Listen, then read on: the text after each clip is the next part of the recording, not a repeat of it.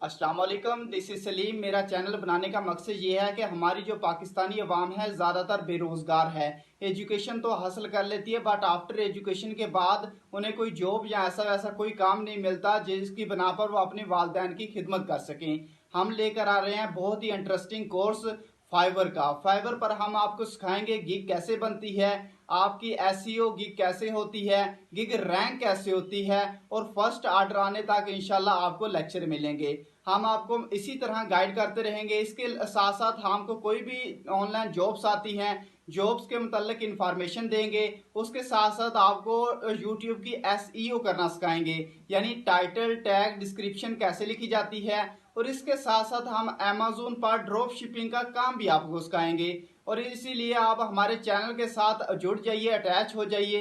इंशाल्लाह हमारी जो इंफॉर्मेटिव वीडियो आती है, जो भी न्यू वेबसाइट आती है, अक्सर ऐसा होता है कि वेबसाइट तो आ जाती है, अनजाने में कोई ऐसे ही वेबसाइट आ जाती है, हम इन्वेस्टमेंट कर बैठते हैं, हमारे जो 1000-1500 वो वेस्ट हो जाते हैं। हम आपको ये भी सिखाएंगे किन वेबसाइट पर हम इन्वेस्ट करके हम आउटपुट हासिल कर सकते हैं।